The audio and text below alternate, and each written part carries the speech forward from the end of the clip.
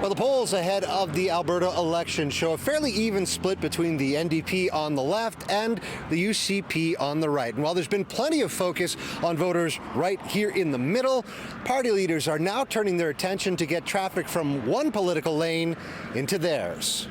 Not only former Conservatives, but people who still consider them Conservatives, that you need leadership you can trust. Rachel Notley making a pitch outside her base Thursday.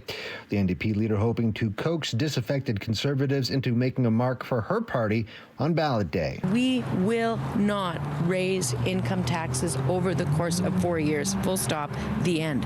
We will not raise other costs. We will freeze insurance rates. Our UCP government will launch the Alberta is Calling signing bonus for targeted skilled trades and professions where we have labor shortages.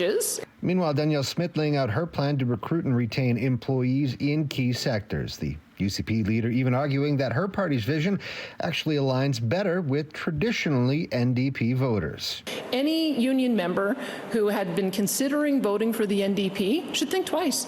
The NDP instead, with their ideological approach on resource revenue, it will cost blue-collar jobs. On some policies, there's a lot of similarities. This political scientist says the campaign promises to date find the UCP and NDP frequently treading on similar ground, especially as the NDP platform seems to echo a familiar name. Economic policy, incentivizing certain industries, etc. I think that the Notley platform that we've seen so far lines up pretty closely with the Peter Lougheed Conservative policies.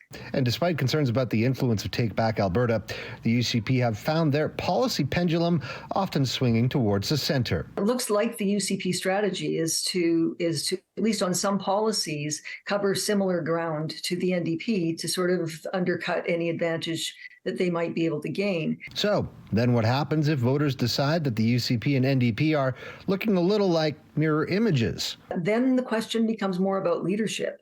And as people look at which leader is more likely to achieve the objectives or the vision that they've set out. In Edmonton, Courtney Theriault, City News.